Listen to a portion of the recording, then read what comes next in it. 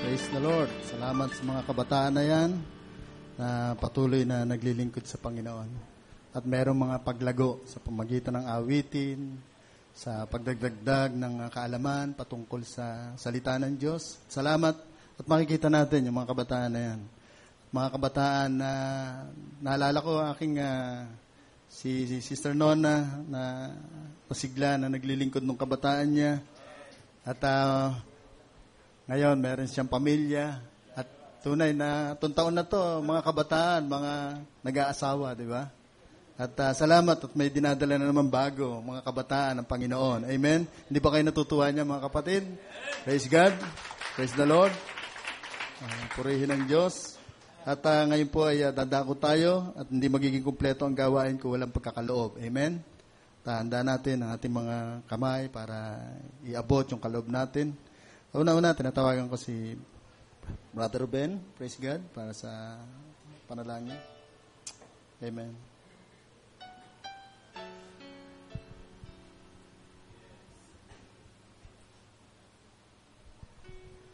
Hallelujah. Tayo manalangin. Dakilang Ama, ito kami muli, Lord, isang napalaking pribileyo, Panginoon, upang, Lord, magkaroon ng ambag, Panginoon, sa ganitong gawain. Lord, tunay, Panginoon, na karapat-dapat kang pasalamatan sa buhay namin, Panginoon. Lord, hindi lang pagbibigay ng salapi, kung ano man, Panginoon, kundi, Lord, higit naming, Lord, inaalay ang aming buhay sa iyo, Ama. Kaya, Lord, ito kami, sama-sama, Panginoon, napakumbaba sa iyong panan, Panginoon. Lord, upang, Lord, sambahin ka, Panginoon, sa ganitong, Lord, bahagi ng gawain, Panginoon. Kaya, Lord, ikaw po, Panginoon, O God, Lord, ang humipo, Panginoon, ng mga puso, Panginoon. O God, Lord, ng mga trabaho, Panginoon.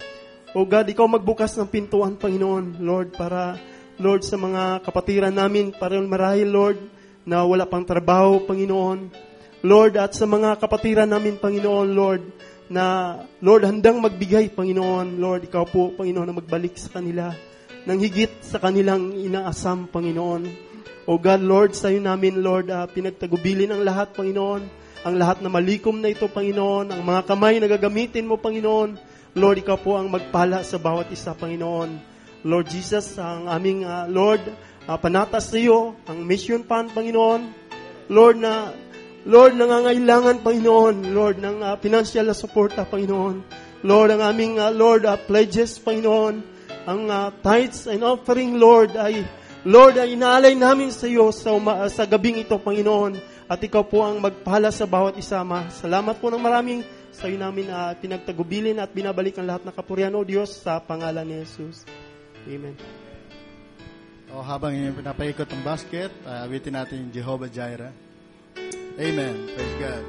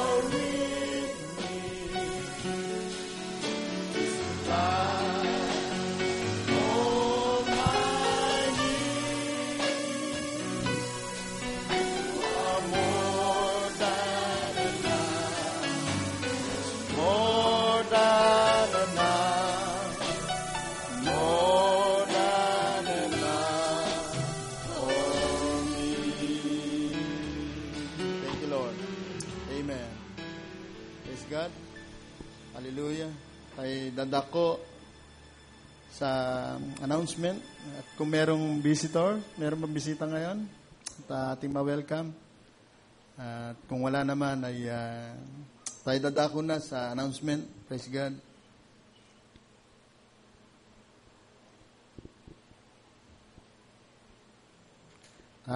Isang reminder po, may practice po ng kanta ang lahat ng mga Sunday Schoolers, Juniors Division, sa darating na Saturday, 4 p.m. Inihilingan din po na umaten ang mga teachers para maasikaso sa mga bata. Thanks and God bless by Sunday School Coordinator. Amen. Reminder po yan, 4:00 ng hapon. Amen. Sunday, October 14, Youth Service. Ang oras ay 1:30 p.m. Please bring your own lunch. At dito kayo manananghalian, mga kabataan. Praise God. Sa October 21 naman, Singspiration and Testimonial Service at 4 p.m. Yandaan nyo na yung mga awitin ninyo, saka yung inyong testimony. Yan ang pagsamantala, pag dumating na yung panahon na yan. Amen? Sa October 21 yan. Amen. Praise God. Tuesday, November 6, Men's Devotion at 8:30 p.m. Praise God. Ang Men's Devotion, mga kapatid, ay mga kalalakihan. Huwag kakalimutan sa November 6. Praise God. Dako naman tayo sa prayer request. Pakisama po ako sa prayer na matanggap ako sa in-applyan ko sa Saudi Arabia. Ang pangunahing desire ko po ay makasama ang mga kapatiran sa paglilingkod sa Panginoon doon. Thanks and God bless, Brother Ruben Herbano. Praise God. Desire niya po na mag-abroad uli. Kung ano po ang kalooban ng Panginoon, ay yun po ang mangyari. Amen. Hindi ang kalooban natin o ng tao. Amen. Praise God. Wala na? Ito pa. Pakisama po sa prayer si Brother Noriel Suyom na nasa Saudi Arabia para sa kagalingan ng kanyang sakit sa puso. Madalas pong manikip ang kanyang dibdib. Thanks and God bless, Brother Jason. Amen. Brother Jason, yung bagong dating, galing ng Saudi Arabia. Amen. Praise God. Salamat sa Panginoon. Wala na po. At tunay na napakabuti ng Panginoon. At meron lang po akong pahapyawan dahil bilang diakono, may mga napupuna po kami. At samantalahin ko na po ito. At ano lang naman po ito dahil yung mga alituntunin ng Elect Bride Assembly dito sa church. Pero isa lang po ang ibibigay ko muna at igagawa pa po ni Brother Ogie para siya po ay makapagsalita rito. Unang-una po, napupuna po namin na kasi may nagtatanong din sa akin, bakit laging sinasabi na yung mga kapatiran ay laging pinapausog sa unahan? Sabi ko ay kasi may mga upuan pa kasi doon sa likod eh. Kaya doon lang sila sa likod. Pero parang nabiro ko lang yun. Pero nagtataka nga rin ako, no? Sa tuwing meron na lang na katulad ng linggo, bakante dyan. Sabi nga namin ng mga elder, ano kaya baliktarin natin ang pulpito? Ayaw magpuntahan dito sa unahan eh. Di baliktarin natin, doon naman para doon sila siguro nasa likuran, pupunta na sa unahan. Pero hindi kaya maganda mga kapatid, kung mayroong mauna, wag naman na wag, kung saan ka nakaupo, doon niya mamarkahan. Diyan ako Walang uupo dyan, basta dyan ako. Di ba? Hindi dapat ganon. Ang gawin natin, mga kapatid, ay bilang magkakapatiran na tayo nagmamahalan, ay pagkarating, huwag na tayong mahiya kung kapamilya naman tayo rito eh. Kung may bakante sa unahan, una na tayo. Kasi mas maganda yung mapuno ka agad tong unahan, tapos susunod naman yung may darating. Hindi yung parang bungi-bungi kung saan lang yung Di ba maganda yung magkakatabi? Minsan kasi, kung may dulo pa ron, gusto dun pa sa dulo talaga na hindi na siya makikita.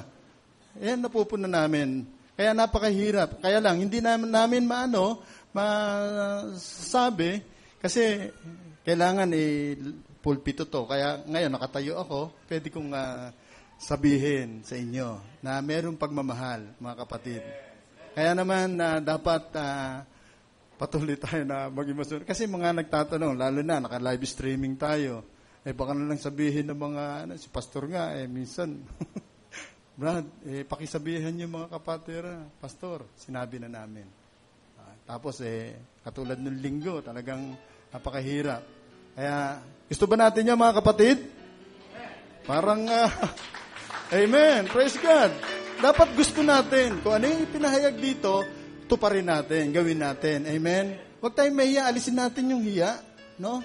Kasi pag nahihiya, talagang mahihiyain yun. Kaya, salamat sa Panginoon at yung mga susunod doon ay pagpalain ng Panginoon. Amen? Tsaka isa pa po, yung mga para bang nawiwili na, mga kapatid, yung mga anak na dala-dala, ay yung mga magulang dala-dala anak, no? Nandun lagi sa labas, no? Yung mga pati tatay kasama na. Sabi nga ni pastor, dati naman, hindi niya naman naaalagahan niya. Ba't ngayon, pagkalinggo, gustong-gusto niya alagahan yung anak niya. Nasa labas lang yung mga ang hirap po na pagsabihan. Meron nga po akong sinabihan, Brad, pasok ka sa loob. Ang sabi kong ganon. Binalikan ako ng salita.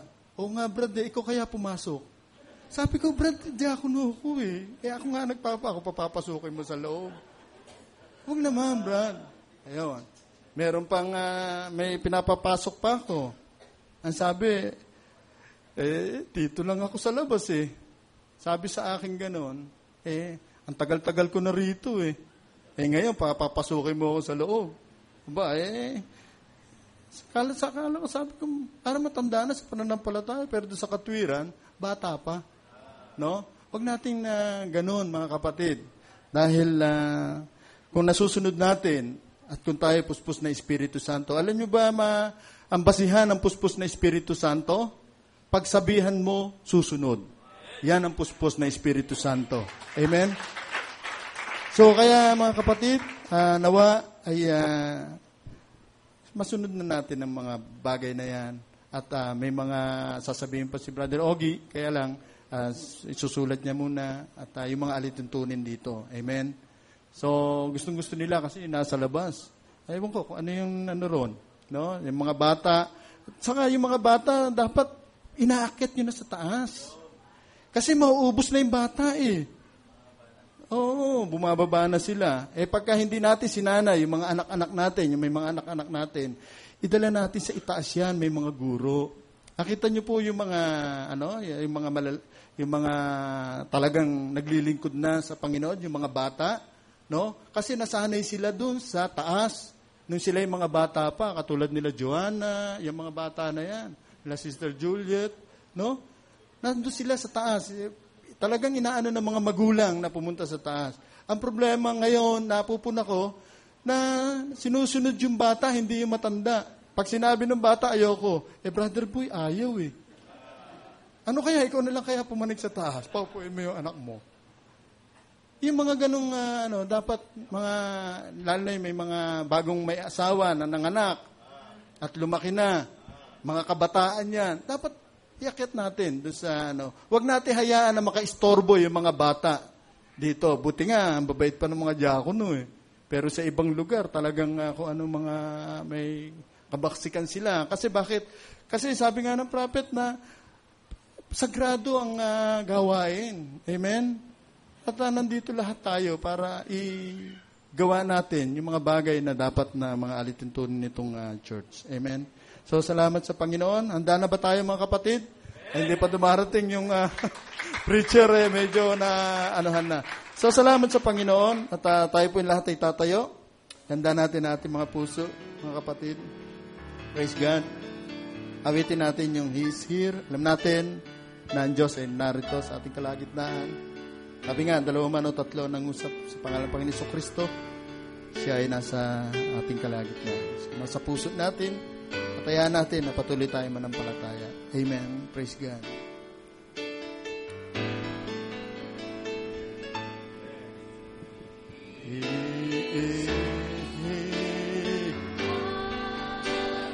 Hallelujah. He is here.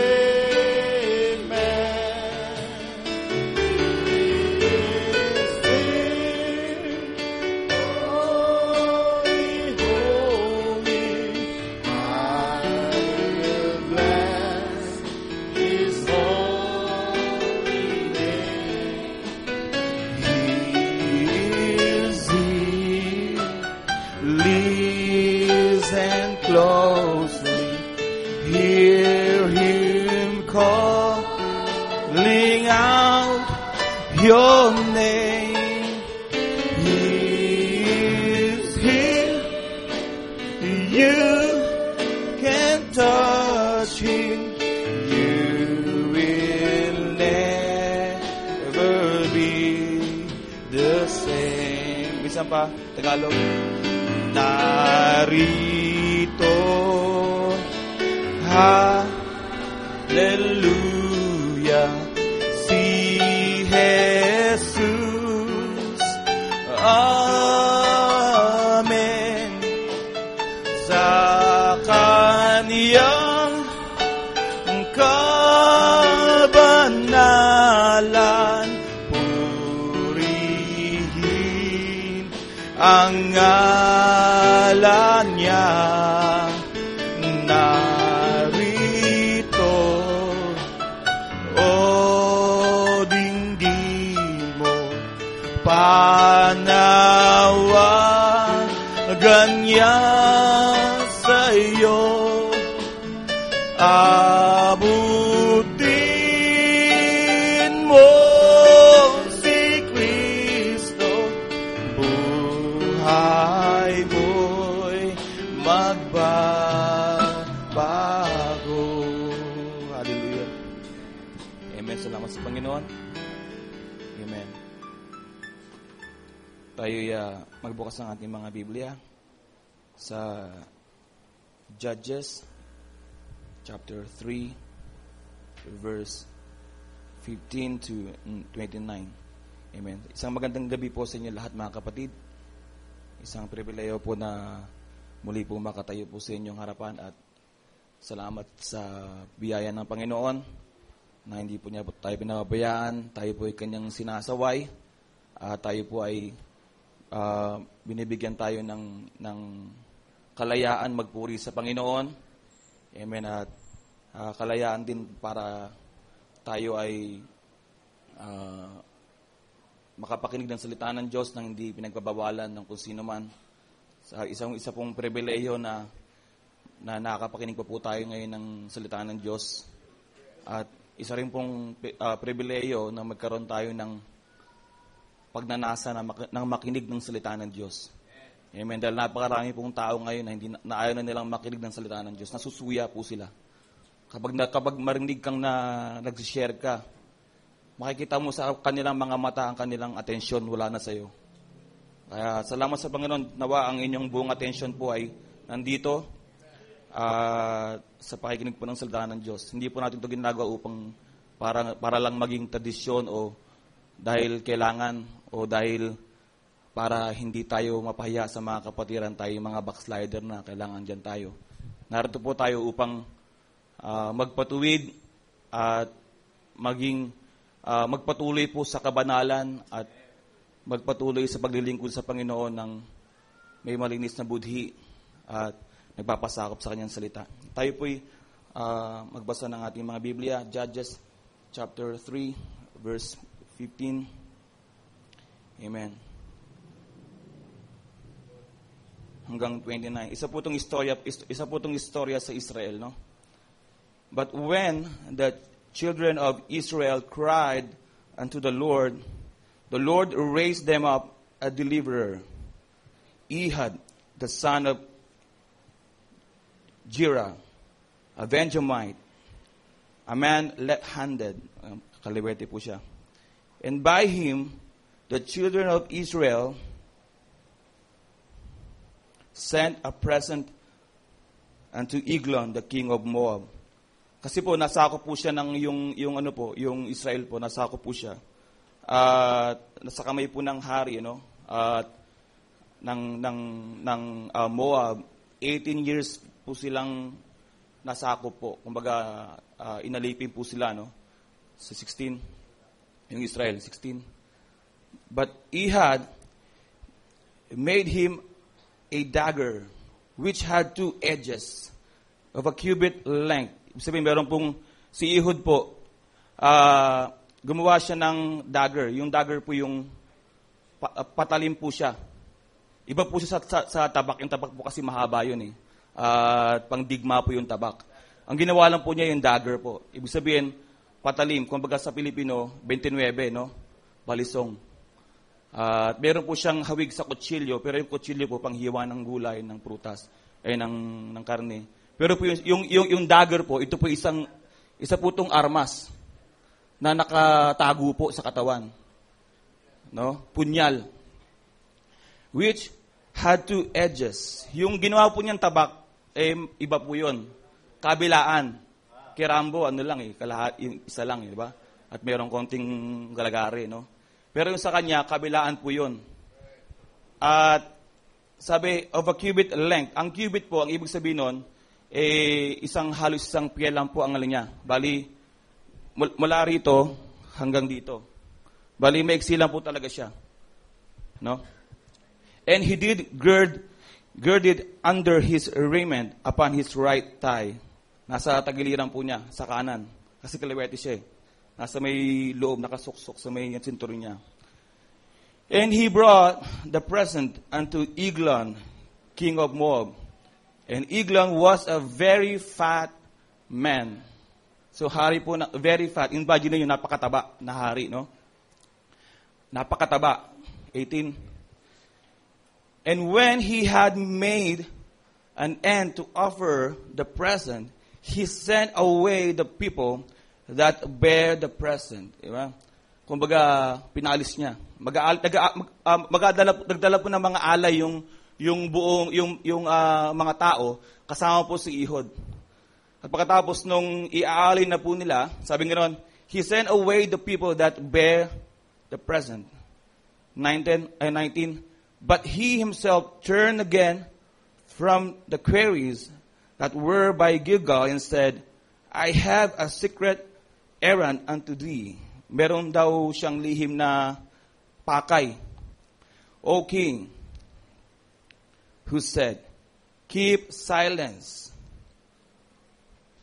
Meron siyang pakay, no? Sa hari. And all that stood by him went out from him. And Ehud came unto him, and he was sitting in a summer parlor. Meron siyang isang kwarto. Doon silang dalawa, nagharap sila. Sarilinan. And parlor, which he had for himself alone. And Ehud said, I have a message from God unto thee. And he arose out of his seat, 21, and Ehud put forth his left hand and took the dagger from his right thigh, sa tagiliran niya, and thrust it into his belly. Pagkatapos yung sarili ninyong yung hari, kuya, meron akong mensahe mula sa Diyos. Pagkatapos ng pagkasabi niya yun, siguro yung hari excited. Di ba? Pero ang ginawa niya, hinugot niya yung punyal, yung dagger. At ang ginawa niya, and the haft also went, yung sumidulo sa 20 muna, 20. Baba mo konti, pakibaba. And he had put forth his left hand and took the dagger from his right thigh and thrust it into his belly. Sinaksak niya. No? And the haft also went in after the blade, and the fat closed upon the blade. Imagine niyo, sinaksak niya yung matabang hari. Pagsaksak niya, naiwan yung kutsilyo, yung punyal doon sa tiyan, kasi sobrang taba, at sumarado yung taba. No? The dagger. So that he could not draw the dagger out of his belly, and the dirt came out. Imagine niyo, hindi makalabas yung tabak, at nangyari yung dumi, yung sa bituka niya, lahat yung laman loob niya, at yung dumi, alam niyo na, yung dumi, bumulwak mula sa may tiyan nung hari na yon. Angat natin konti. Then Ehud went forth through the porch and shut the doors of the parlor upon him and locked them. When he was gone out, his servants came, and when they saw that, behold, the doors of the parlor were locked. They said, surely he covered his feet in his summer chamber. And then tarried till they were ashamed. And behold, he opened not the doors of the parlor. Therefore they took a key and opened them, and behold, their Lord was fallen down dead on the earth. At nakita po nila, ginawa po kasi ni Ehud, sinarado niya, pagkatapos ng saksakin, sinarado niya yung pinto. At doon po sa loob ng pinto, may nangyaring marumi doon. Namatay yung hari at bumulbuwak yung kanyang dumi niya. No? Yung tiyan niya bumuka at namatay. At nag-isip yung mga alipin, umalis na sila, yung sila Ehud. At pagkatapos, pag-alis nila, tagal naman ng hari lumabas. Hindi nila alam, patay na yung hari. At yung nagkalat na yung dumi doon sa sahig, at nagkalat na, andun kahiya-hiya, masangsang na amoy, ay andun sa may loob ng kwartong iyon. And Ehud escaped while they tarried, and passed beyond the quarries, and escaped unto Syrath. And it came to pass, when he was come, that he blew a trumpet in the mountain of Ephraim. And the children of Israel went down with him from the mount, and he before them. And he said unto them, Follow after me, for the Lord hath delivered your enemies, the Moabites, into your hand. And they went down after him, and took the fords of Jordan toward Moab, and suffered not a man to pass over. Last verse. And they slew a Moab at that time about 10,000 men, all lusty and all men of valor, and there escaped not a man. Praise the Lord. Tayo bumukas pa ng isang verse sa Hebrew chapter 4 verse 12. Bagatay mo po. Nakuha niyo yung picture nung nangyari? 4 verse 12. For the word of God is quick and powerful and sharper than any two-edged sword, piercing even to the dividing asunder of soul and spirit, and of the joints and marrow, and is a discerner of the thoughts and intents of the heart. Praise the Lord. At binabanggit po dito na yung dagger at saka yung sword ay halos magkapareho. Pero yung sword po, ito may pandigma. Ito'y winawasiwas. At ito'y winawasiwas, ito'y panglaban. Ang tabak po ay parang ginawang pang-ambush ni Ehud. Yung dagger na yon, sinuksok niya, may dala-dala siya. Amen. At nakatago po yon. Tayo manalangin sa Panginoon, Panginoon, salamat Panginoon sa kabutihan mo sa amin. Salamat sa pagkakataong ito, Panginoon.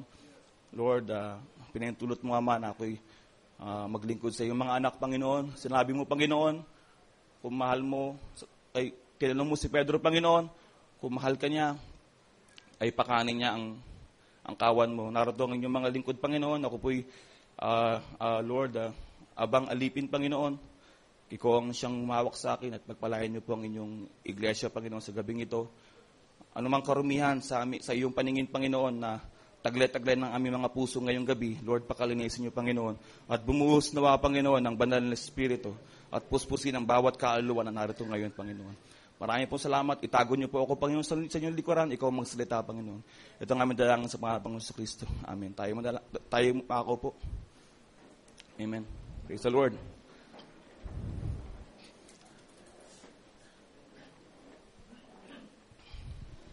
Amen. Salamat sa Panginoon at alam ko po ay kayo po'y umaasa po ng pagpapala ngayong gabi. Amen. Sino ba ang umaasa ng pagpapala ngayong gabi? Amen. Salamat sa Panginoon. Malamang marahil po ay marami na po sa inyo nakakarinig po kung paano po mangaral. At hindi lang po lagi-lagi, siguro once a year lang. Pero salamat sa Panginoon. Nalala ko matagal na yung panahon na yun, na nangaral po ko ito Miyerkules. Siguro mga March ata yun, February ata. Nagkakamali. Siguro mga half a year na po. Pero nangaral pa rin po ako sa young people at saka sa mga outreaches po natin. At isa pong kagalakan po sa akin na hindi po ako nawawala sa ministry, sa church po na to, kahit sa mga simpleng bagay. At isa pong biyaya ng Diyos na manatili pa rin po akong naglilingkod sa Kanya. At sa kabila po ng mga kahinaan, hindi po siya nagpapabaya. Nagpo-provide po siya ng mga pangailangan ng aming pamilya, kagalingan, at ganoon din po. At salamat dahil meron po tayong iglesia rito na kumakanlong po sa mga taong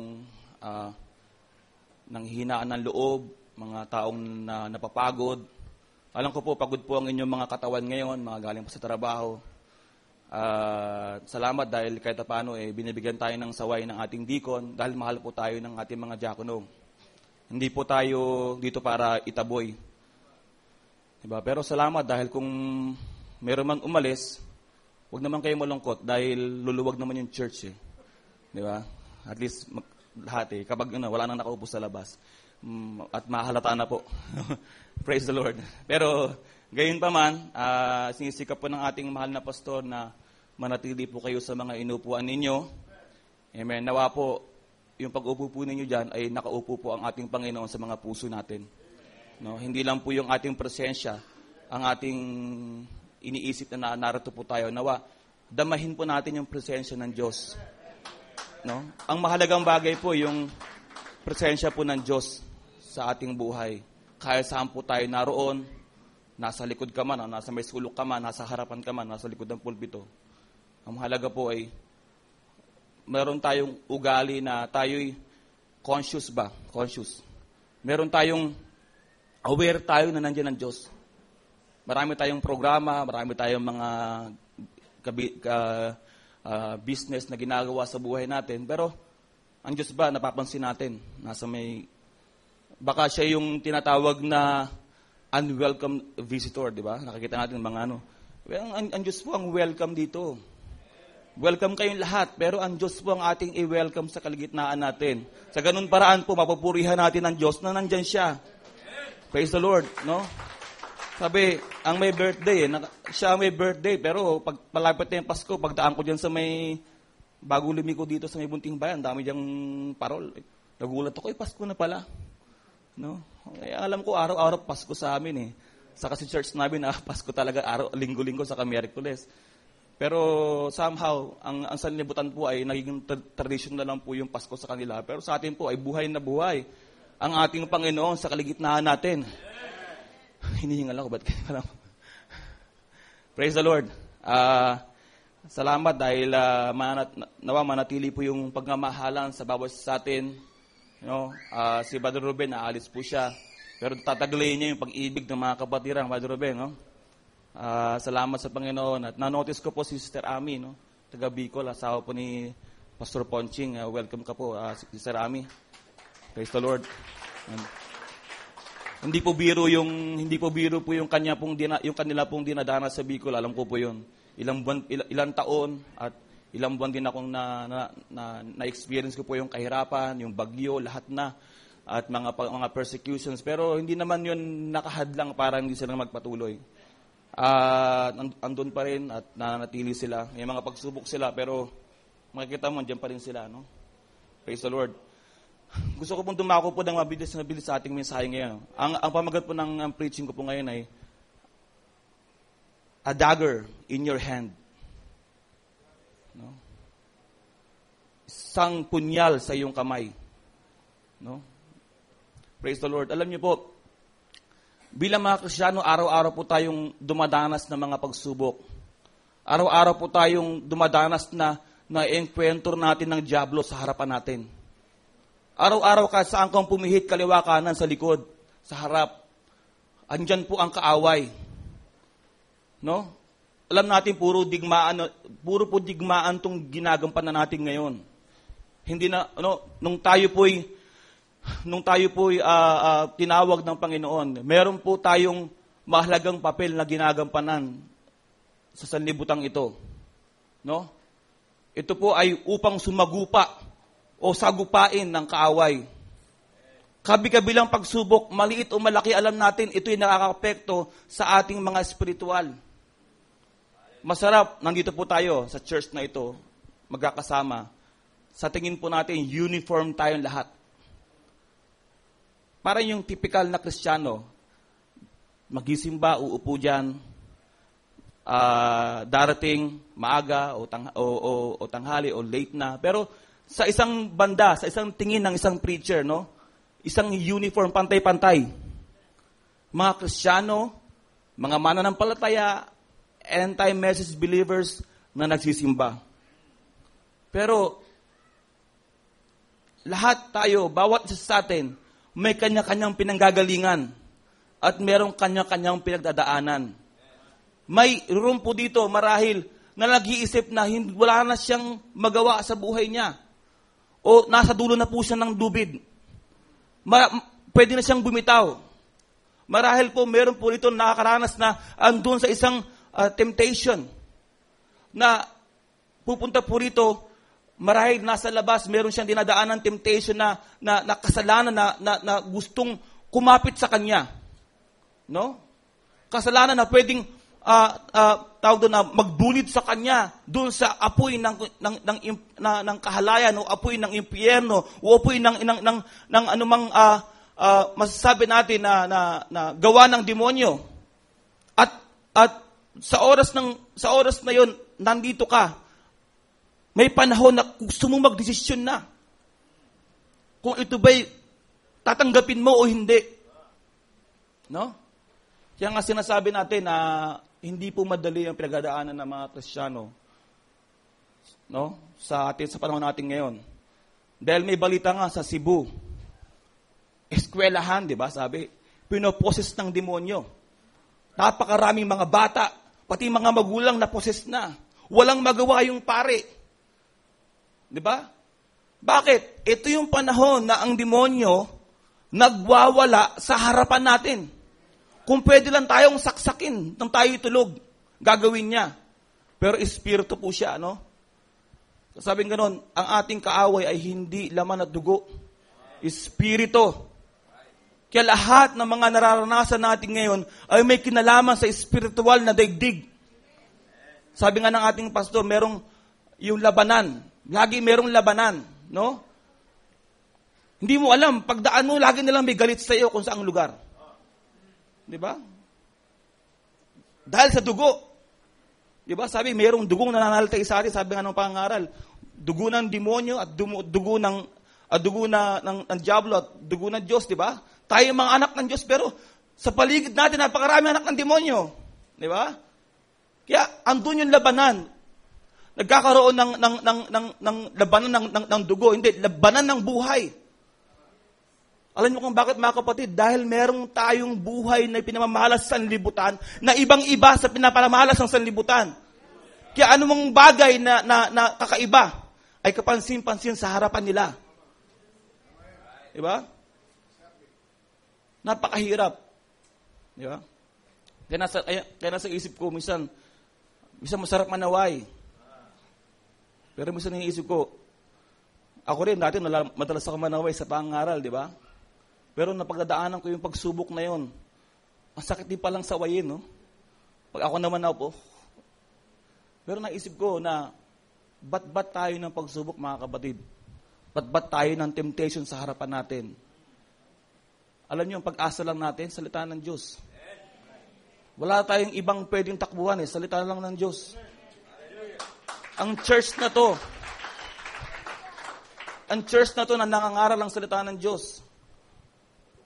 Walang epekto sa atin kung ano man ang ganda ng church. Alam niyo ba yun? Walang epekto sa atin kung ano man ang ganda o pangit ng church. Ang kailangan natin pag tayo naupo dyan, yung ating pusong lupaypay, yung ating kaluluwang lupaypay, ay palakasin ng Diyos. No? Sino bang mag-aasam na humiga ka, no? Alam niyo, may mga mayaman, di ba, nakahiga sila sa magandang kwarto, pero dahil wala silang Diyos sa buhay nila, akala niyo ba payapa sila? Walang kapayapaan doon.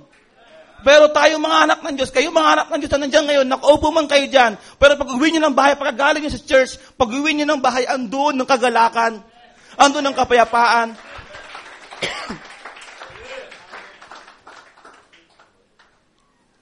Sino mag-aakalang tayo mga mahihirap? Daig pa natin ang mga mahiyaman pagkagalang sa church. Diba?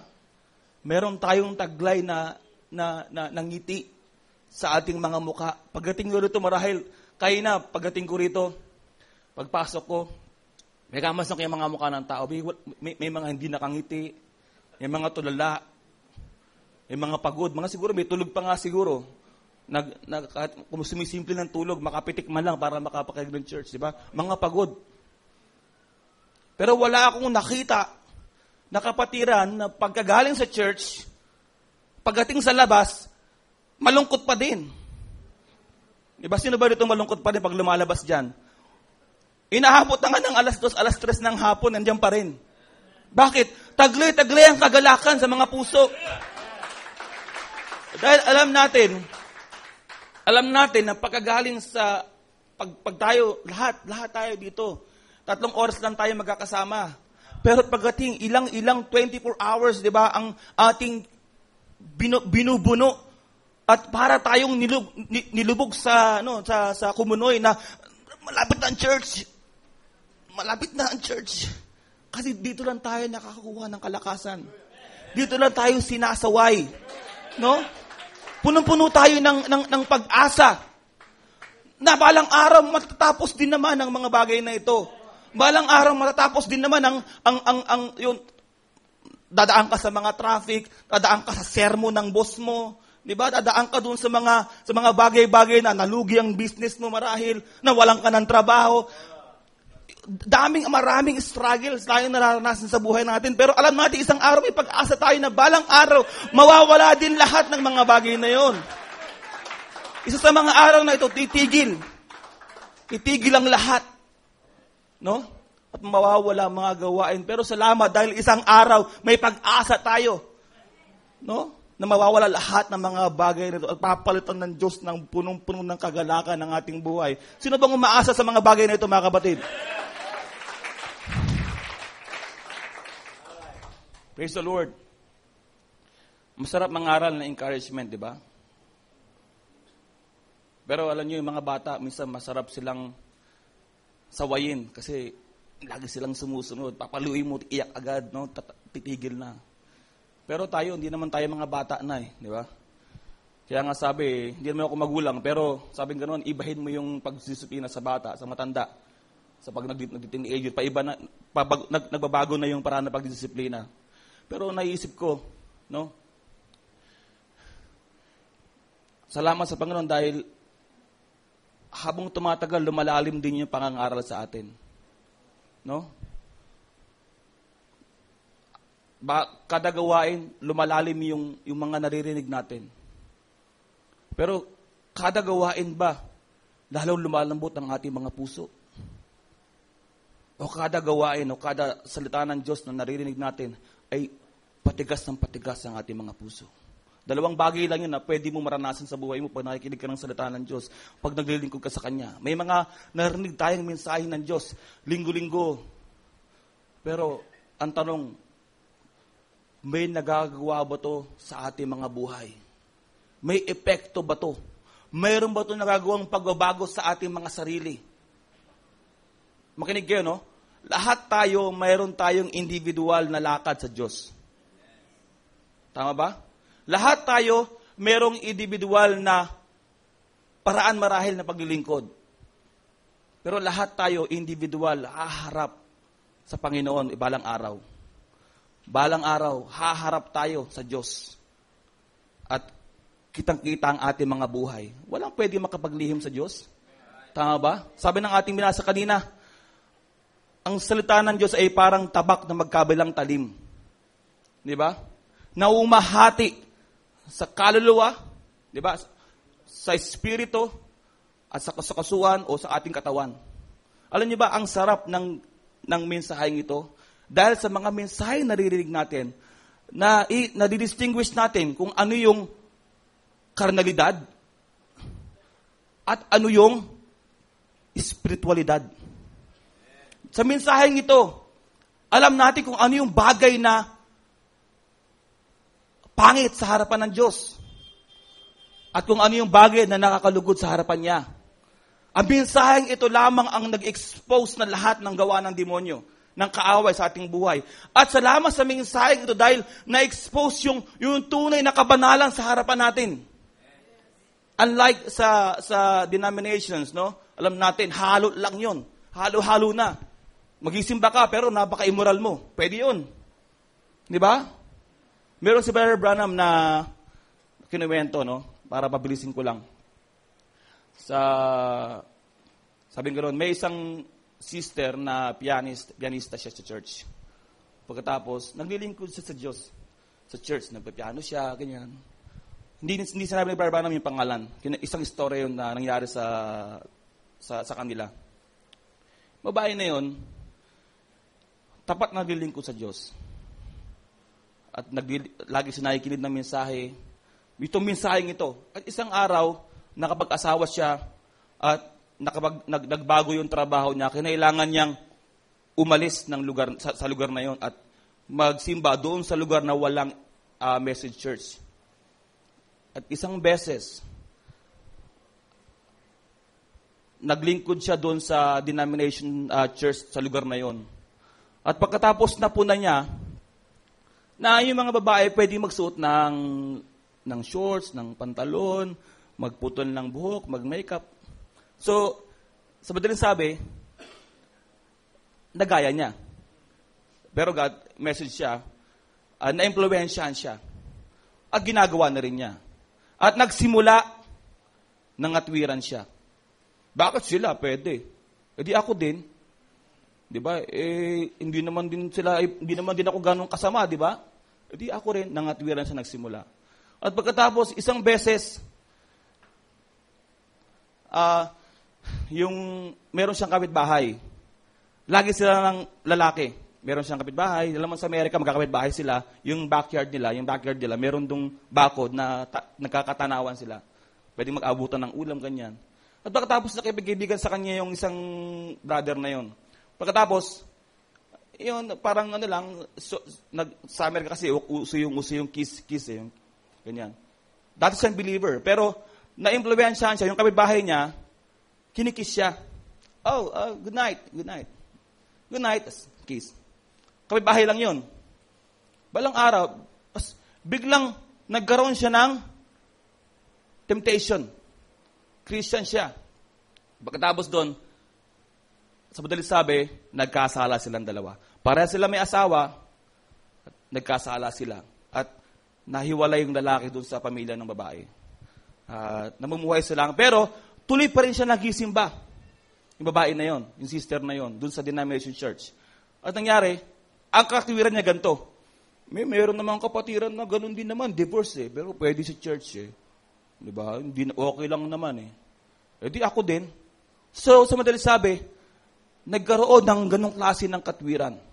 Magmula siya ron sa message church, naging denomination, bumalik sa denomination. Mga kapatid, wala nawa sanang message believer ngayon na mag-iisip bumalik sa denomination. Meron ba ganon? Nag-come out sa message tapos na-convert sa denomination? Alam ko, galing sa denomination, nag-come out, napunta sa message. Di ba? Pero hindi pwedeng galing sa message, nag-come out kasi hindi nagustuhan. Di ba? Yung pangangaral, kulang kasi yung kulang kasi yung parang may kulang eh. Di ba? Ganun ang ating katwiran, di ba? Ngayon, nasa message ka, sabihin mo, lalabas ka. Meron kasi hinahanap ang puso ko para kasing kulang yung mga narinig ko sa message eh.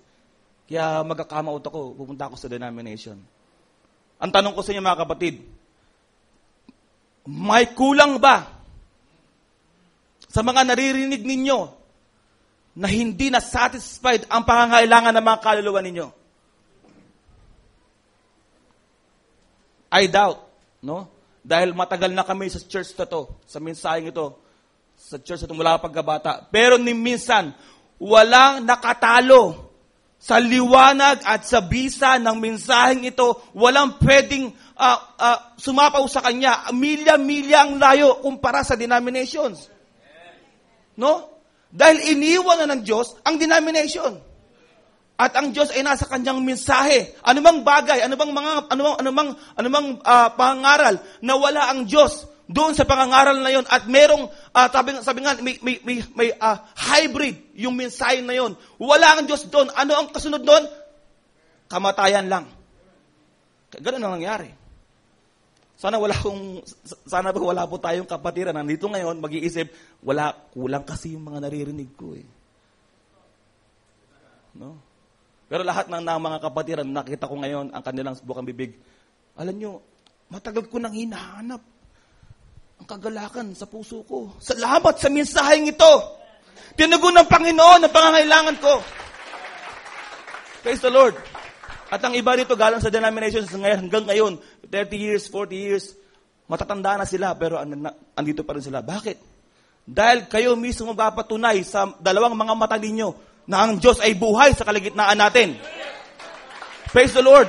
Hindi po tayo naglilingkod sa patay na Diyos. Tayo po naglilingkod sa buhay na Diyos. Ano man ang kahinaan natin, alam natin ang Diyos ay buhay sa ating mga buhay.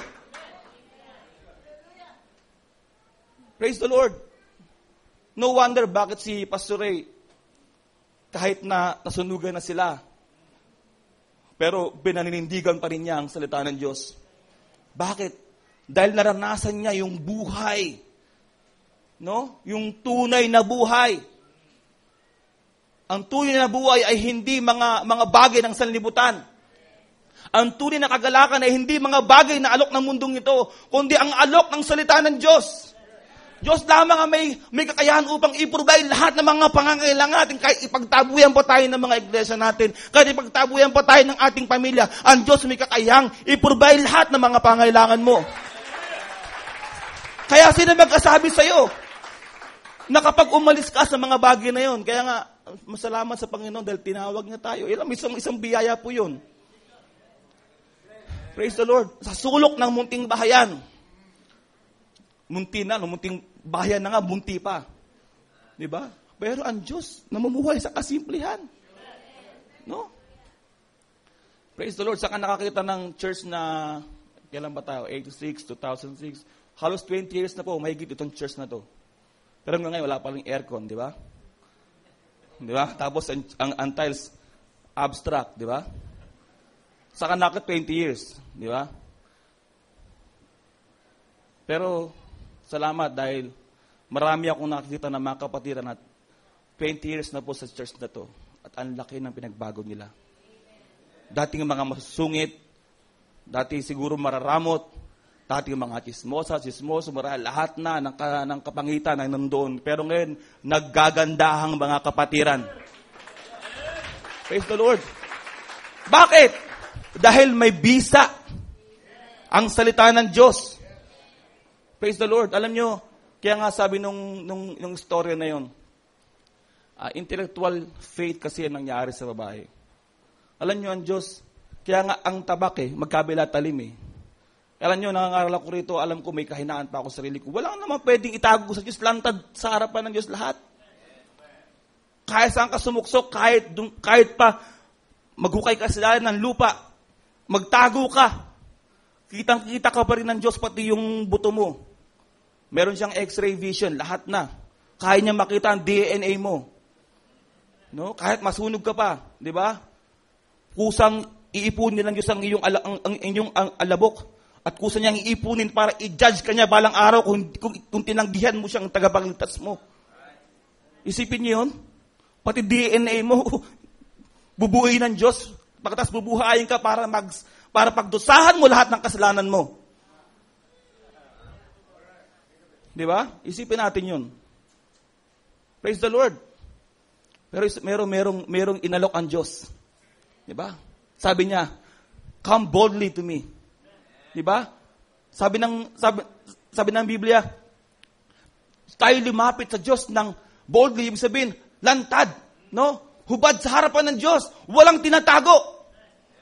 Dahil, pagka magkatago, kitang-kita ka nga ng Diyos, ito lumantad ka na lang, Lord. Ang kailangan ng Diyos ay pagbabakabang puso. No? Dahil wala naman sa atin naligtas dahil sa gawa natin Meron ba ditong pwede magmalaki? Preacher ako, pwede ako, maliligtas ako. No. Ang mga taong punong-puno ng disappointment ay yung mga tao na naglingkod sa Diyos buong buhay nila. At nangaral, pero pagdating sa judgment day, ay nakapila doon sa white throne judgment, punong-puno sila ng disappointment. Bakit? Dahil alam natin na bukod labas sa biyaya ng Diyos, labas sa ilalim ng dugo ng Diyos, walang pwedeng maligtas. No? Praise the Lord. Pero meron tayong binabanggit na mga bagay-bagay tungkol sa mga ibang bagay na maligtas ka na dahil ikaw ay Hudyo, ikaw ay... Pero bukod doon, ang mundong ito ay tutupukin. Walang maaaring maligtas na laman. Pero salamat sa Diyos dahil ang dugo niya, no, ay nakabalot sa ating mga kaluluwa ngayon. Nawa sana lagi nyo nililingon yung hamba ng bahay ninyo. Baka walang dugo dyan. Baka walang dugo dyan.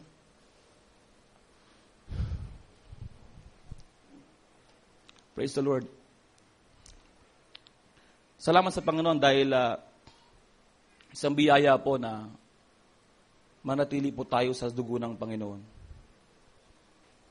Sabi nga, minsan, wala namang pwede magpupuri sa atin eh. Walang pwede magsabi na ngayon nakatayo ka, masigla ka. Sino ba ito hindi nakaranas ng pagbagsak? Minsan sa kanyang buhay. Di ba wala naman, lahat naman tayo bubagsak along the way. No? Lumalakad tayo, lagi tayo nadadapa. Lagi tayong nagkakamali. Sino ba ito hindi nagkakamali? Lahat naman tayo nagkakamali.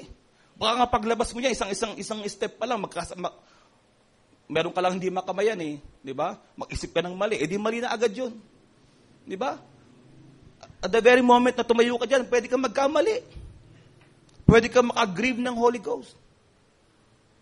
Paglabas mo ng bahay mo, baka pagdating mo na sa bahay mo, kakagalang mo lang sa church, nag-away agad eh. Di ba? Baka pagpunta nyo dito, may nag-away na muna eh, di ba? Di ba? Saan yung ano ko? Saan yung, di ba, sapatos ko? Sinong gumamit? Baka pagdating dito, mga nag-away na kagad muna eh. At baka pagkagaling dito sa church, mga nag-away uli, di ba? Isipin niyo yun, di ba? Walang makakaligtas. Lahat tayo, prone tayo lahat sa pagkakamali, sa pagkakasala. Pero salamat dahil may dugo ng Diyos. Sa tuwing tayo nagkakasala, ang doon ang pagkapatawad ng Diyos sa atin. Ang kailangan lang natin, mga kapatid, pagpapakupo ng puso. Pag natapos ang buong araw, tapos na, mag-isip ka minsan, Lord, ang dami ko nagkapagkakamali ngayon, Lord. Nagkamali ako, Lord, na nadaya ko yung isang tao, nakapagsinungaling ako, Lord. Patawad. Alam niyo, mga kapatid, expose lahat ang gawa ng demonyo sa harapan natin. Sa maraming tao, normal lang yun. Pero sa atin, dahil sa salita ng Diyos, lahat ng bagay, no? Yung makatingin ka lang sa magandang babae, nagdalawang tingin ka na, mali na, di ba? Sa atin, kasalanan na yun. Pero sa ibang mga tao, wala yun. Normal yun. Di ba? Pero sa ating mga kapatid, lantad, bakit? Gusto ng Diyos na tayo ay mamuhay sa kabanalan. No? Alam nyo, pag merong, ito ang naranasan ko sa Panginoon. Kapag nagkamali ka, kahit maliliit na mali lang, pero conscious ka, na ang puso mo parang nalulungkot agad, sign po yun na meron kang Holy Ghost sa puso mo. Napakasimpleng bagay lang. Kasi, kumpara sa maraming tao, maliit na bagay yun, wala yun. Sa kanila, ang kasalanan, pumatay ka. Sa kanila, ang kasalanan ay yung kitang lantad sa TV. Na kapag pinanood, boy, may inold up doon na, may pinatay doon na, may kinarnap doon na, ayun ang kanila, mga kasalanan.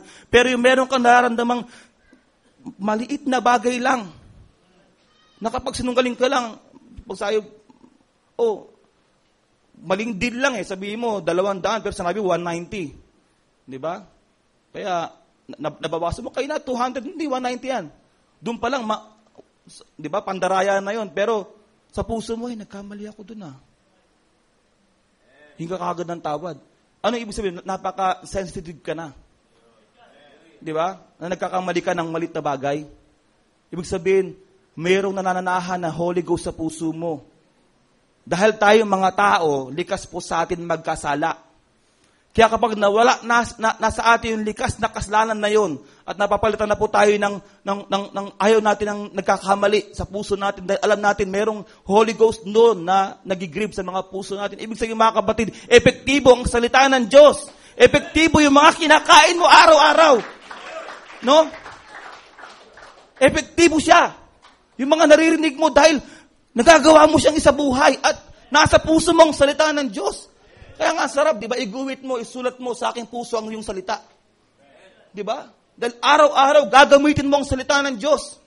Araw na araw meron kang dapat punyal sa iyong tagiliran. Araw-araw tayo meron tayo nakakasalubong. Di ba? Sabi nga, yung mga German, mauubusan na ng bala. Di ba? Ayun kung tama yung sabi ganoon. Nung panahon ng tawag doon ng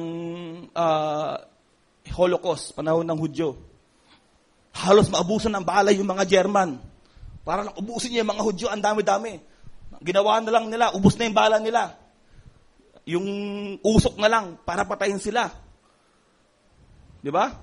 Ubusan ng bala yung mga sundalo pagpapatay. Kinulang sila. Di ba? Pero salamat sa Panginoon.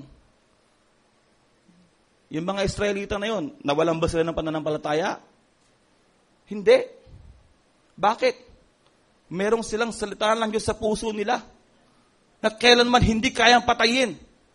Yung mga panahon ng Dark Ages, nung panahon ng mga Kristiyano noon na ang mga believers, mga Gentile believers, nung panahon ng Dark Ages, anong ginawa sa kanila? Kinakatay sila.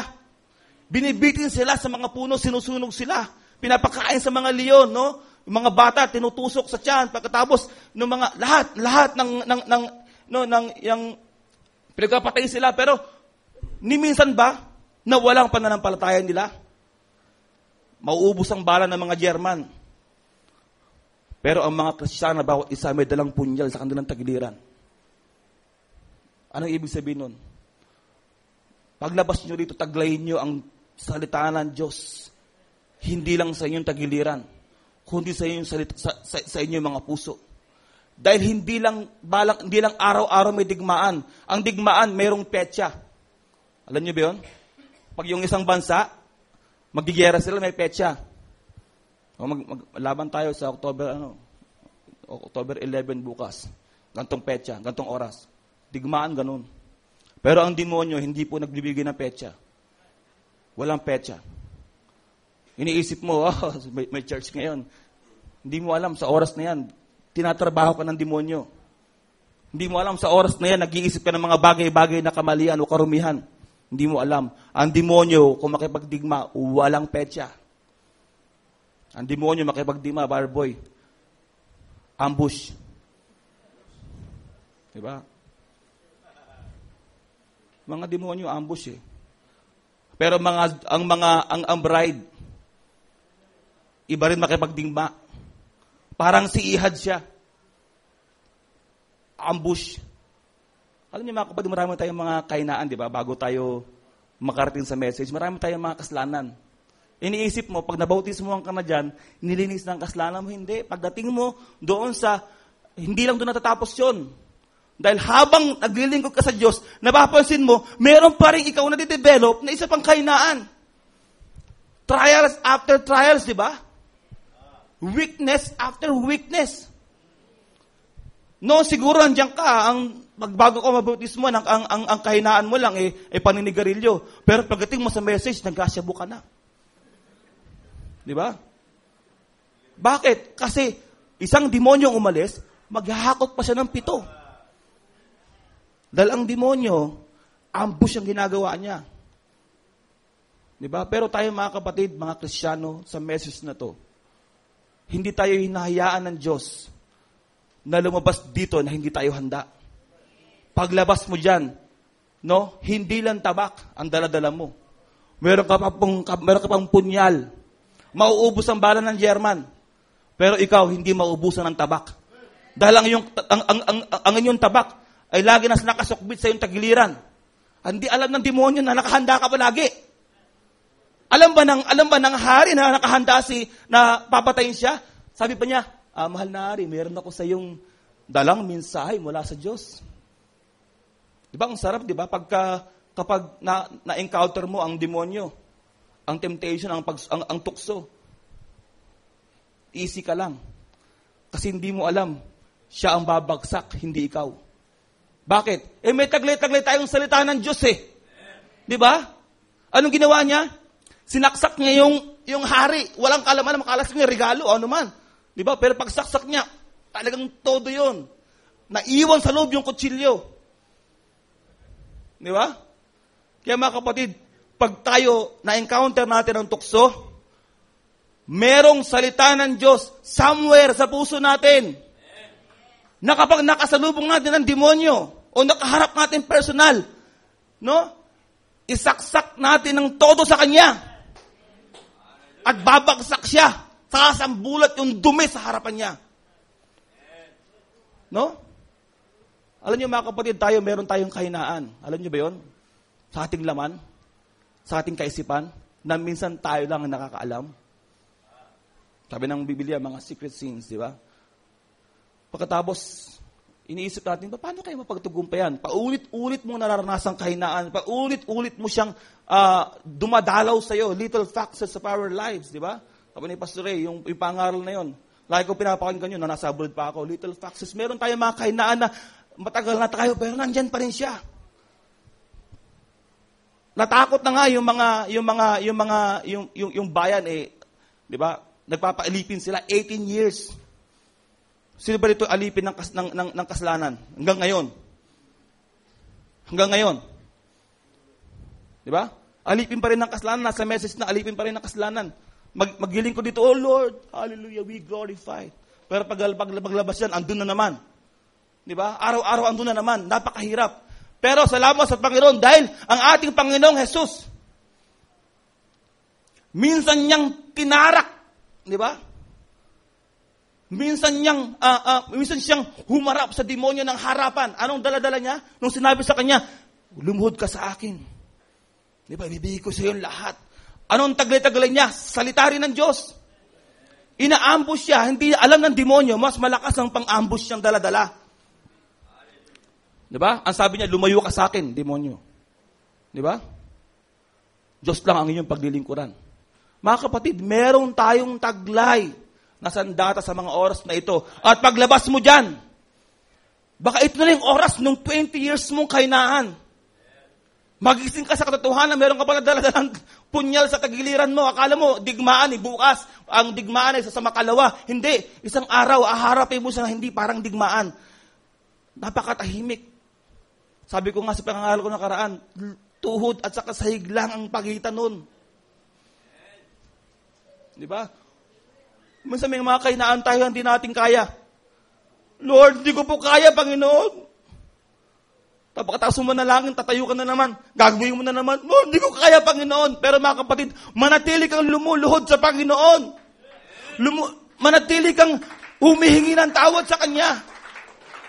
Bagkos na dumadalaw sa iyo yung mga kahinaan na yon, mas lalo ka pang manalangin at humingi ng tawad sa Panginoon. At isang araw, yung 18 years na inalipin sila ng Moabites, yung bayan ay takot na takot sila. Pero isang tao, si Ihad, anong ginawa niya? Tumayo siya at walang tapang niyang inambush yung hari. Binaon niya lahat. Yung punyal na yun, at andun, pumasok sa lot yung punyal at bumulwak yung laman ng tiyan nung tabachoy na yun. Isipin nyo. Di ba? Alam niyo bang demonyo? Sabi nga, anong matapang, di ba? Yung asong pula o asong puti na pinapakain ko. Siyempre, yung pinakamataba ang laging panalo. Ito na yung oras na yung pinapakain mo palaging kahinaan mo ng laman, ng yung spirito. Di ba? Ito na yung panahon na hugutin mo na yung punyal at isaksak mo na sa kanya. At sabi, si Ihad, ang ginawa niya? Lumayas siya. At iwan mo na doon. Di ba? Nilak niya yung pinto, umalis siya, tumakas. Walang lingon-lingon ng ginawa niya. Walang lingon-lingon. Natuklasan na lang nila. Patay na pala. Alam niyo tayo, minsan may mga kahinaan tayo na kala mo, andyan pa eh. Pero hindi mo alam, katawa mo na lang pala. No? Ang nagnanasa. Pero ang iyong spirito, ang iyong kaluluwa ay wala ng pagnanasa. Balang araw, makikita mo, ay wala na pala yung kahinaan na yon. No? Bakit? Kasi may panahon na tayo, lagi natin nililingon yung mga bagay-bagay na yon. Pero manatili ka lang lumalapit sa Diyos. Manatili ka lang humihingi ng tawad sa Kanya. At balang araw, kahabagan ka ng Diyos sa iyong pananampalataya. Kusa niyang pupugdawin yung pagnanasa ng iyong laman o pagdanasan ng mga kalayawan sa mundong ito, isang araw, makikita mo, buong puso ka na naglilingkod sa Diyos. Di ba? Ang sarap awitin eh. Two hands, one heart. Pero totoo, two hands, no heart yun.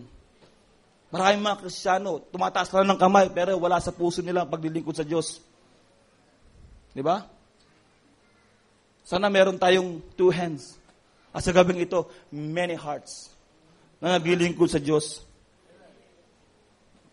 Huwag nyo lang, pag sinaksak nyo, Panginoon, sa'yo na ito lahat. I surrender all. At manatili ka pa rin lumuluhod sa Diyos. Siguro meron sa atin na napagtagumpay na yung mga bagay na yun, pero wag nawa, sana masumpungan ng Diyos na nakatayo ka dyan, iniisip mo, banal ka na, iniisip mo, napakatuwid mo na, pero sabi nga, mag-ingat ka na, ikaw na nag-iisip mo, nakatayo, ikaw'y nakabuwal na pala. Ang tunay na may puspos ng Espiritu Santo ay nananatiling lumuluhod kahit matagal na sa Panginoon. Wala akong, minsan noon, napapansin ko, may mga tao dito kapatiran na pag prayer meeting lumuluhod. Ngayon wala na ako nakikitang ganun. No? Bihiraan na lang. Siguro may naman lumuluhod pa rin. Pero ito yung panahon. Ito yung altar. Sa bahay niyo siguro altar TV. Di ba? O anumang mga bagay-bagay sa inyong mga kwarto. Ito yung altar. Ba't walang maglakas loob na lumuluhod dito? Dati nakikita ko may lumuluhod dyan eh. No? Bakit? Tubigas na ba ang puso natin? Ang tunay na puspos ng Espiritu Santo ay mga taong kaya pa rin lumuhod. Kahit matagal na. Mga kapatid, napakasarap, di ba, isipin lahat tayo naglilingkod sa Panginoon. Pero mga kapatid, salamat sa Panginoon dahil may biyaya pa ang Diyos. Praise the Lord. Bago ako matapos, James 4, chapter 8, please.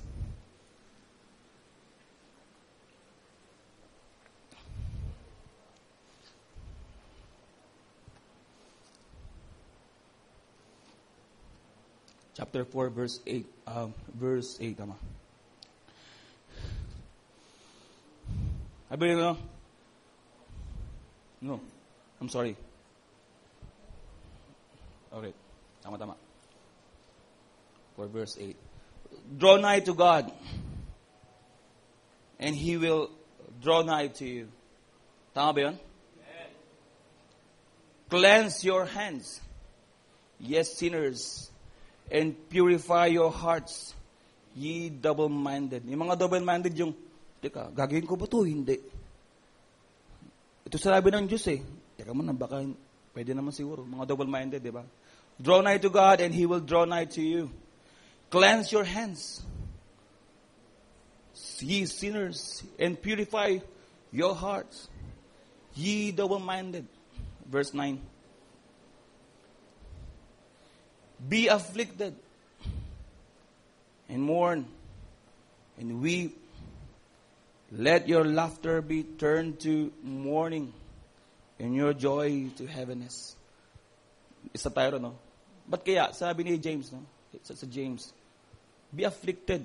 Malungkot ka, tumaghoy ka, and weep. Umiyak ka. No? Let your laughter, hayaan mo na ang iyong pagtawa ay maging panaghoy o pagtangis. And your joy to heaviness o ang kagalakan ay kabigatan. Naisip ko, no? Alam mo kapag tayo tawa ng tawa, parang ang saya-saya, di ba? Pero sabi ng Bible, be afflicted. Lumungkot kayo. Alam nyo, hindi ako magtaka kung bakit may mga kapatiran dito na kapag nasa church, umiiyak sila. Sabi ng Bible, malungkot kayo, tumaghoy kayo. Alam niyo kung bakit? Dahil mas nangungusap ang Diyos pag ang ating puso bagbag. Hindi lang tayo puro tawa ng tawa. Puro saya. Sabi, hayaan mo yung tawa mo maging pagtangis. No? Yung kagalakan mo ay maging kabigatan. Kasi sa oras na malungkot ka, sa oras na mabigat ang kalooban mo, napapaluhod ka sa Diyos. Kasi umihingi ka ng awa. Umihingi ka ng habag. No? Yung sinabi ng Bible, humble yourselves in the sight of the Lord, and He shall lift you up. No? Praise the Lord. Makakita kayo ng mga taong tumatawa. Di ba? Kasi mayayaman sila o marami silang pwedeng maging proud sila sa buhay nila. Di ba? Humble yourselves in the sight of the Lord, and He shall lift you up. 11. Speak not evil one of another, brethren. He that speaketh evil of his brother, and judgeth his brother, speaketh evil of the law, and judgeth the law. But if thou judge the law, thou art not a doer. Tuloy mo pa. There is one lawgiver who is able to save and to destroy. Who art thou that judges another? Sino tayo para humatol? Di ba? Sana wala rito natutuwa na ang isang kapatid nagkakasala at tumatawa. Buti nga sa kanya. Diba? Makasalanan kasi siya. Buti nga sa kanya. Nagtatawa. Tinan mo ako, okay lang ako. Diba? Kaya sila, huwag kayong magkumpara na kayo mas mainam kaysa sa iba. No? Go to 13. Go to now, ye that say, today or tomorrow we will go into such a city and continue there and hear and buy and sell and get gain. No. Praise the Lord.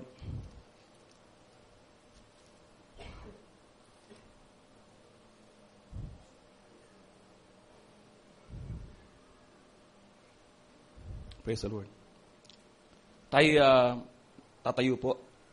Sobra pala ako sa oras. Tatapusin ko po doon.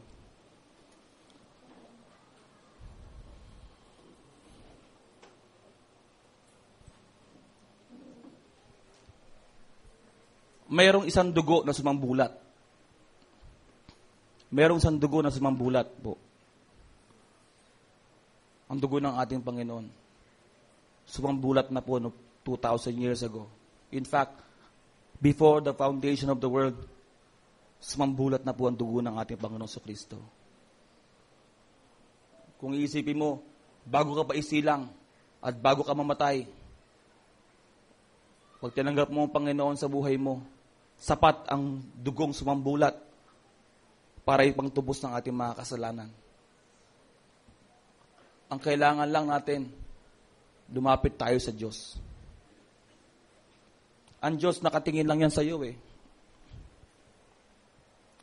Ang Diyos, ang Panginoon po hindi kailangan magmakaawa sa iyo para lumapit sa iyo.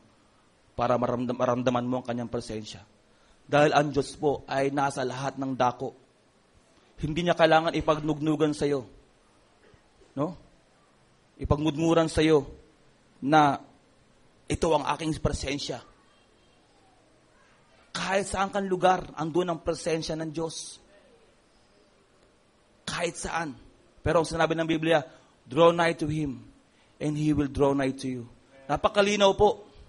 Ang presensya ng Diyos ay hindi lang sa church na ito. Ang presensya po ng Diyos ay nasa bahay ninyo, nasa trabaho ninyo, nasa mga sasakyan ninyo, sa lahat ng dako, nandoon po ang Diyos.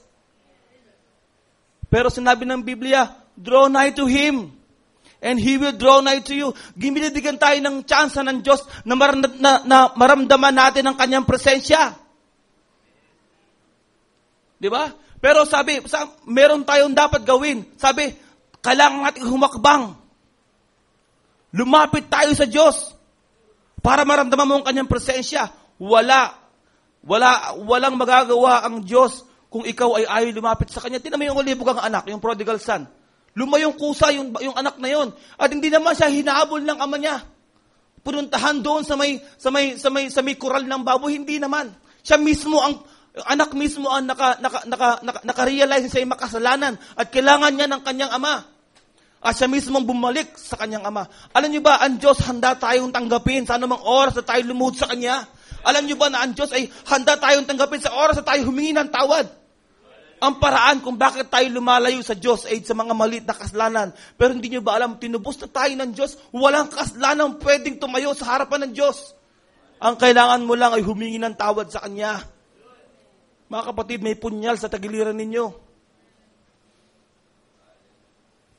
Araw-araw, maya't maya, meron tayong naranasang pagsubok. Pero may salita ng Diyos sa ating mga puso. May salita ng Diyos na pwede mong ipangharap sa demonyo sa anong oras. Pag nakasalubong mo siya, huwag kang manghimi na itarak sa kanya ang salita ng Diyos at lumalis kang papalayo. Flee. No? Lumayo ka sa anumang anyo ng kasalanan at kasamaan.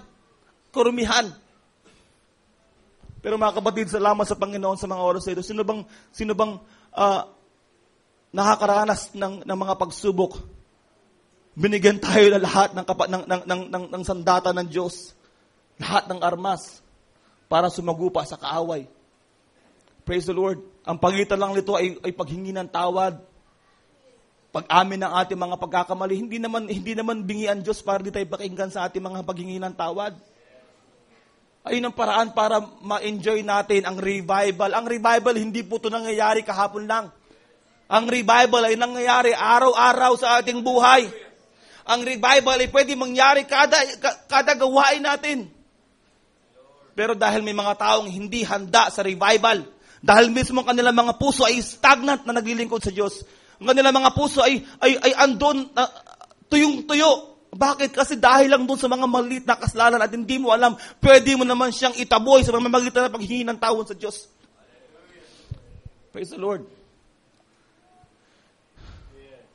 Awit natin, creating me a clean heart, O God, na papasok kay Pastor. Hallelujah. There's a dagger in your hand. May punyal sa kamay mo. Pati hindi mo itarak sa demonyo. Huwag niyong hayaan sumambulat pa ang iyong kainan at ma-expose sa harapan ng mga tao at mahihiya ka pa. Si David, nahiya po siya. Dahil si Nathan, may daladalang tabak, salita ng Diyos, o punyal, at itinarak sa kanya. Spiritually, sinaway siya ng propetang yon. Ano nangyari? Napahiya si David. Napahiya siya, pinunit niya, damit niya. Si Judas, napahiya din siya. Anong nagawa niya? Dahil na-expose yung kasalanan niya, pinagkanulo niya ang Diyos, nagpatiwakal siya. Si Pedro, tumakas siya. Umiyak siya ng umiyak. Bakit napahiya siya eh? No? Si Adan, nung napahiya siya, in-expose ng Diyos ang kanyang kasalanan. Anong ginawa niya? Nagtago siya. Pero napakadali lumapit sa Diyos, humingi ka lang ng tawad sa Kanya. Anong ginawa ni Pedro? Humingi siya ng tawad. Anong ginawa ni David? Humingi siya ng tawad. Anong ginawa ni Adan? No? Mga kapatid, anong ginawa ni Judas? Hindi siya humingi ng tawad. Anong nangyari sa kanya? Kamatayan ng nag-antay sa kanya. Huwag niyong hayaan, i-expose pa kayo ng Panginoon sa oras na ito. Hallelujah. Create me a clean heart, oh God, and renew a right spirit within me. Create in me a clean heart, oh God, and renew a right spirit within me. Cast me away. Oh, cast me not away from thy presence. Oh Lord, let's worship Him. And take not thy Holy Spirit from me. Restore unto me the joy of thy salvation. And in your right spirit within me, Pastor Ray, create in me.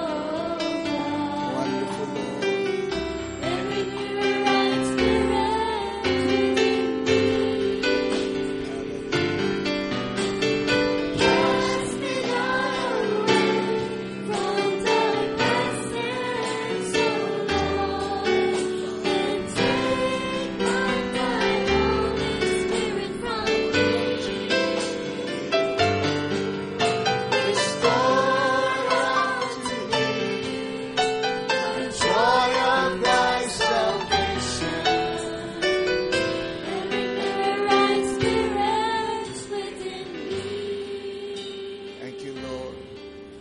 Hallelujah. Yes, Lord. Amen. Dumating na ang punto sa ating pakikipagbaka na ang labanan ay harapan na. Hindi na malayuan ang laban. Ang kaaway, ang hininga niya ay nararamdaman mo. Ang init ng kanyang hininga. Kaya kailangan meron kang sandatang pangmalapitan. Ay yung sandatang binigay sa atin ng ating Panginoon. Alam niya na darating ang panahon, magiging ganito ang labanan.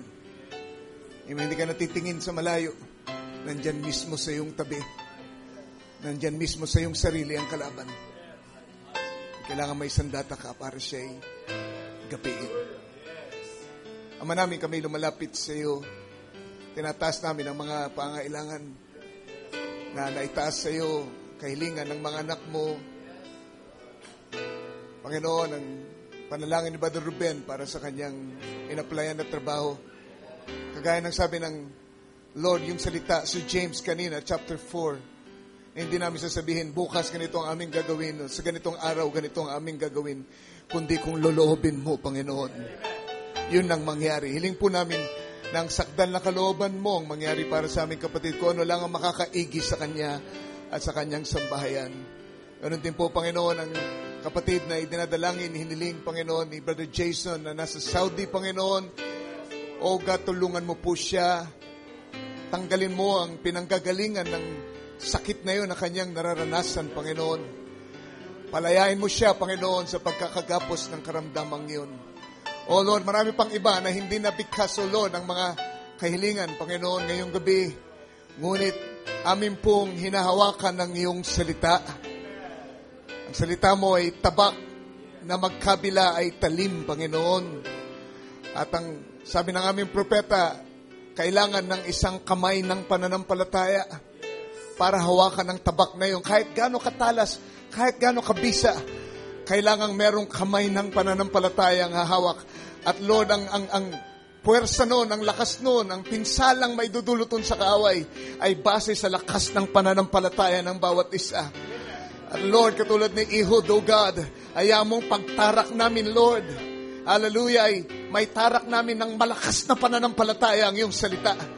Sa lahat, Panginoon, ang aming mga hinihiling, O Lord, tarakin namin, O Lord, ng may lubos na sampalataya.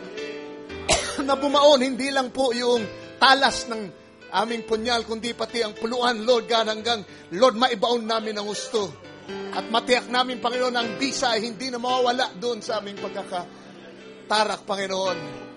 At aming maangkin ang tagumpay. Alis kami nang nagdiriwang. Alam namin na natumba, Panginoon. Natumba ang kaaway, Lord.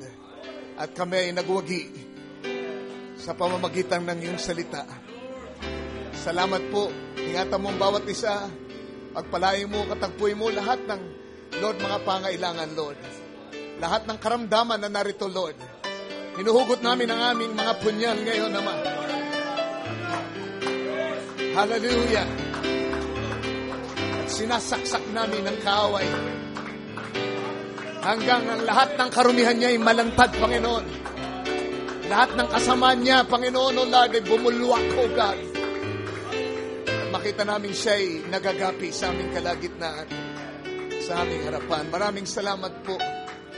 Sa iyo po lahat ng papuri, ay among pagbalik namin, O God, sa susunod na gawain ay magkaroon ng, Lord, pasasalamat ang bawat isa. Dahil sa tagumpay at pagdinig mo sa aming panalangin ngayong gabi.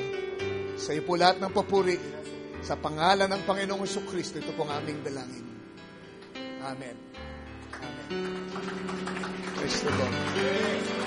God bless you. Pagpalain tayo ng ating Panginoon. Magkamayan tayo sa isa't isa habang amen. Inawit natin yung awiting nagsasabing, to get a touch from the Lord is so real.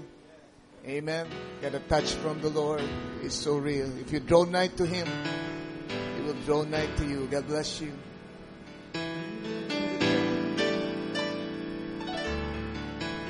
Yes, Lord. Thank you for your touch tonight. Touch from the Lord.